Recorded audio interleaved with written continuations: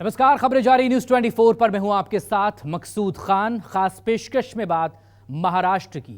देश में चुनावी माहौल है। 2023 में देश के 4 राज्यों में विधानसभा के चुनाव होने हैं, तो अगले साल लोकसभा का चुनाव भी होगा। लेकिन इन सब के बीच महाराष्ट्र की सियासत एक अलग ही चाल में चल रही है। महाराष्ट्र की सियासत में खेला रुकने का नाम नहीं ले रहा। एकनाथ शिंदे और अजित पवार के बाद अब राजनीति के दिग्गज मराठा क्षत्रप शरद पवार को लेकर दावों और अटकलों का बाजार गर्म है।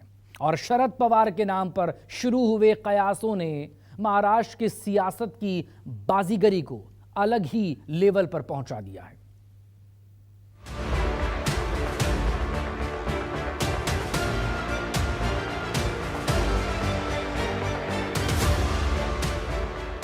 नरेंद्र मोदीजींनी अट घातली या देशाच्या पंतप्रधानांनी। शरद पवार साहेब आले तरच तुम्हाला मुख्यमंत्री होता येईल।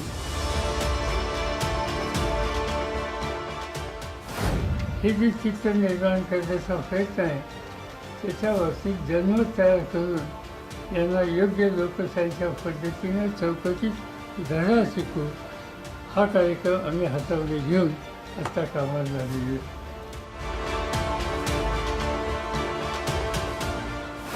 गेल्या 1 वर्षापासून मलाही चेकमेट करायचा प्रयत्न अनेक जण करतायत, पण त्यांचं स्वप्न काही साकार होत नाही। महाराष्ट्र की सियासत में तूफान, 48 सीटों के लिए शुरू घमासान।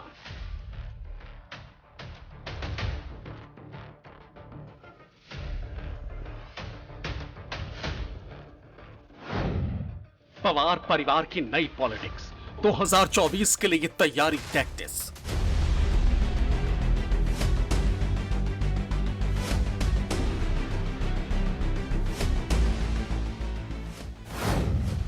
सीएम को चेकमेट का डर सताया, चाचा को भतीजे का ऑफर आया।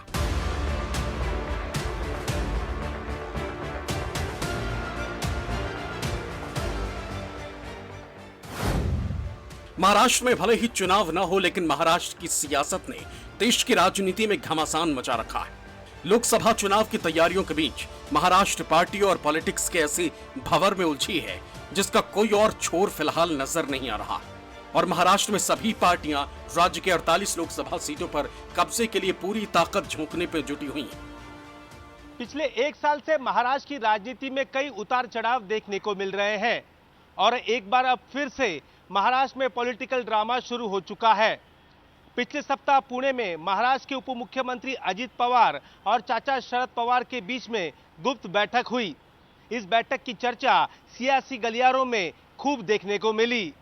अब लोकसभा चुनाव से चंद महीने पहले महाराष्ट्र में शरद पवार को अपने साथ लेने के लिए भारतीय जनता पार्टी ने प्रयास शुरू कर दिए हैं। ये खबर सामने आने के बाद सिर्फ महाराष्ट्र ही नहीं बल्कि नया नवेला इंडिया गठबंधन भी हिल चुका है। महाराष्ट्र में पवार परिवार की पॉलिटिक्स ने एक बार फिर बड़ी हलचल मचा दी। दो फाड़ हुई एनसीपी को लेकर आशंकाओं की नई फहरिस्त सामने आने लगी। महाराष्ट्र विधानसभा के नेता प्रतिपक्ष वड्डेटीवार ने बहुत बड़ा दावा करते हुए कहा है कि पीएम मोदी ने अजित पवार के सामने शरद पवार को एनडीए में लाने की शर्त रखी। दावा है कि शरद पवार को एनडीए में लाने पर अजित पवार को महाराष्ट्र का सीएम बनाया जाएगा। वड्डेटीवार का दावा है कि चाचा भतीजे की मुलाकात में अजित पवार ने शरद पवार को ऑफर दे दिया। शरद पवार को एनडीए में शामिल होने पर उन्हें केंद्र में कृषि मंत्री बनाए जाने का ऑफर दिया गया है। इतना ही नहीं, वड्डेटीवार का दावा है कि शरद पवार की बेटी सुप्रिया सुले को भी मंत्री बनाया जाएगा।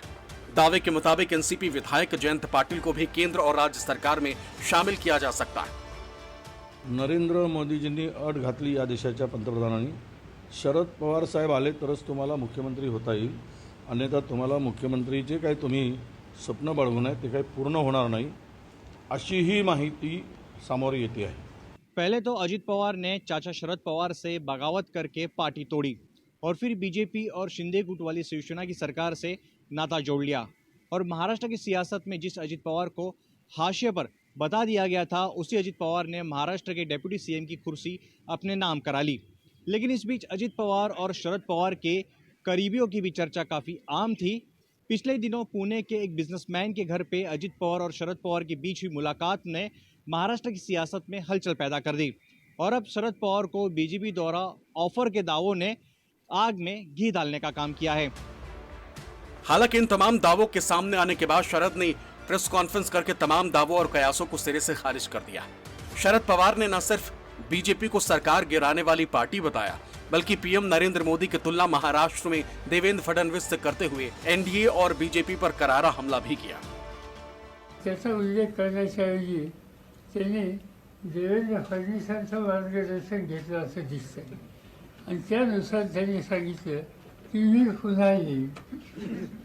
देवेंद्र फडणवीसांनी मी पुन्हा येऊन सांगितलं, ते आले पण त्या पदावर आले नाहीत, त्याच्या खालच्या पदावर आले।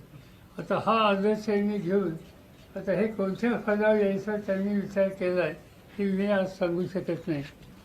हे जे चित्र निर्माण करण्याचा प्रयत्न आहे त्याच्यावरती जनमत तयार करून यांना योग्य लोकशाहीच्या पद्धतीने चौकटीत धडा शिकू हा कार्यक्रम आम्ही हातामध्ये घेऊन आता कामाला लागलेलो। विशेषतः त्या जिल्ह्याचे जे मंत्री महोदय आहेत त्यांच्याबद्दलच्या ज्या गोष्टी आणि इतिहास अलीकडे सगळ्यांच्या समोर येतो, काही भगिनी त्यांच्या संबंधीची माहिती अलीकडं त्या ठिकाणी देतात दिली। या सगळ्या गोष्टीच्या संबंधीची उत्तरं जर त्या सभेतून मिळाली तर लोकांना बरं वाटते। मला तिथं फुलं दिली, ती फुलं मी घेतली आणि नंतर मी गेलो। मला काही दिसलं मेसेज दिला का साहेब आपण? आपण तो मेसेज दिला पुन्हा की आपण खुलेपणाने गेलात, मात्र अजितदादा नाही, मी इथे माझ्या पुरतं मी सांगू इच्छितो, बाकी लहान लोकांच्या बद्दल मी भाष्य करत नाही। बीजेपी के ऑफर के दावों में शरद पवार की बेटी और एनसीपी शरद गुट की कार्यकारी अध्यक्ष सुप्रिया सुले का भी नाम सामने आया, तो सुप्रिया सुले की भी सफाई सामने आई। सुप्रिया ने ऐसे किसी भी तरह की बात या ऑफर को सिरे से खारिज कर दिया है। कांग्रेस ने जो सवाल किया है उसका जवाब कांग्रेस ही दे सकती है, मैं नहीं दे सकती, क्योंकि मुझे कुछ पता ही नहीं है इस बारे में। ना मुझे किसी ने ऑफर दिया है, ना किसी ने मुझसे बात की है, तो I can't comment on something which is hypothetical. उनकी सारी दिल्ली की जो लीडरशिप है उनसे रोज बात, एक दो दिन बात हमारी होती रहती है। We are in constant contact with the Delhi leaders. हमारे मन में कुछ खोटी नहीं है तो सफाई किस बात की है। शरद पवार को ऑफर की चर्चा आम होते ही मोदी विरोधी सकते में आ गए। कल तक जो संजय राउत शरद पवार और अजित पवार की मीटिंग के बाद शरद पवार के खिलाफ तल्खी दिखा रहे थे, आज ऑफर मिलने के दावों के बाद शरद पवार पर भरोसा जताने लगे। बीजेपी गुट में शामिल अजित पवार को छोटा नेता बता रहे हैं। अजित पवार इतने बड़े नेता नहीं है कि जो शरद पवार सबको ऑफर दे सके। अजित पवार को पवार साहब ने बनाया है, पवार साहब को अजित पवार जी ने नहीं बनाया है। 60 साल से भी ज्यादा समय पार्लियामेंट्री पॉलिटिक्स में पवार साहब ने बिता चुके हैं। महाराष्ट्र के 4 बार मुख्यमंत्री, केंद्र में मंत्री रहे बार बार। उनका जो कद अवदाय बहुत बड़ा है।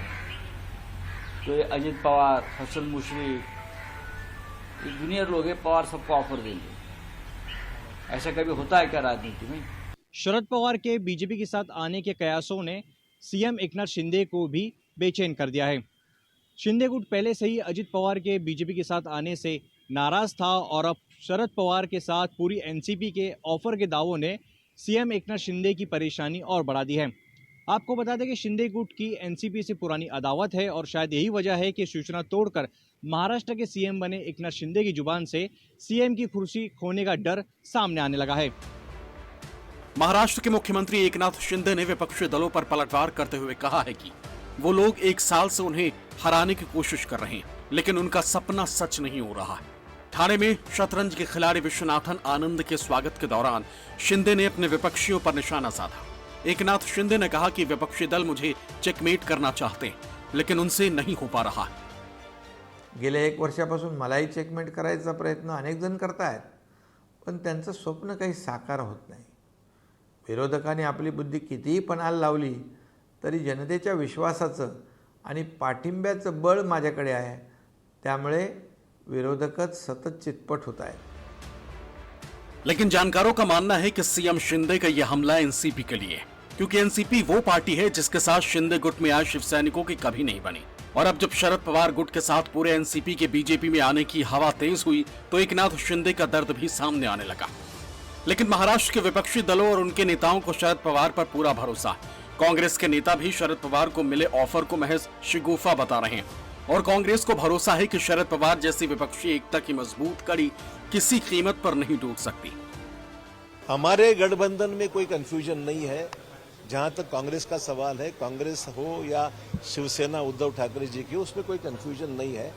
एनसीपी के बारे में निश्चित तौर पर उन्होंने कहा है कि हमारा ये फैमिली इशू है और हमारा इसमें कोई ऐसी कोई राजनीतिक भूमिका नहीं है। पर मेरे को लगता है कि लोगों में उसके गलत सिग्नल जा रहे हैं उसके वजह से, और लगातार ये चीजें आने से एक लोगों में एक संभ्रम का वातावरण निर्माण हुआ है। उसको जितना जल्दी दूर करेंगे उतना बेहतर है। शरद पवार साहब मतलब राष्ट्रवादी। शरद पवार साहब ने साफ तौर पर 2 दिन पहले स्पष्टीकरण दिया है कि जिस तरह की खबरें चल रही हैं उसका कोई राजकीय उसका मतलब नहीं निकलना चाहिए। पवार साहब ने साफ कहा है कि हम इंडिया गठबंधन के साथ हैं, महाराष्ट्र में महाविकास आघाड़ी के साथ हैं, तो उसके ऊपर मुझे लगता नहीं कि और कोई ज्यादा भाष्य करने की जरूरत है। 2024 लोकसभा चुनाव के लिए महाराष्ट्र की 48 सीटें बेहद मायने रखती हैं और इन्हीं सीटों पर कब्जे की जंग भी तेज हो चुकी। हाल ही में हुए कई चुनावी सर्वे में ये बात सामने आई है कि महाराष्ट्र में बीजेपी का जनाधार घटा है और आने वाले चुनावों में भारतीय जनता पार्टी को नुकसान उठाना पड़ सकता है। और यही वजह है कि महाराष्ट्र में विपक्षी एकता की जोड़ तोड़ की राजनीति से बीजेपी ने खुद को बैलेंस करने की कोशिश की है। बीजेपी ने पहले शिवसेना से एकनाथ शिंदे को तोड़कर शिवसेना की तरफ जाने वाले हिंदू वोटों को अपने पाले में लाने की कोशिश की है। उसके बाद राज ठाकरे के पार्टी से दोस्ती बढ़ाकर उनके भी अपने साथ होने का संदेश दिया है। उसके बाद बीजेपी ने एनसीपी को तोड़कर अजित पवार को डिप्टी सीएम और 9 विधायकों को मंत्री पद की शपथ दिलवा दी। अजित पवार के साथ आए एनसीपी नेताओं को सरकार में शामिल कर बीजेपी ने मराठा, ओबीसी, दलित राजनीति का त्रिकोण तैयार किया। दूसरी तरफ बीजेपी ने अजित पवार गुट को शामिल करके एकनाथ शिंदे की शिवसेना के साथ की मजबूरी को भी खत्म किया। वहीं शिंदे गुट के 16 विधायकों पर अपात्रता की तलवार लटक रही।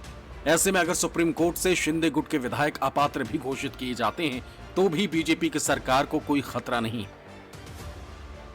लेकिन अब बात लोकसभा चुनावी समीकरणों तक आ पहुंची। जानकारों का मानना है कि महाराष्ट्र का सियासी समीकरण पूरी तरह से उलझ गया है।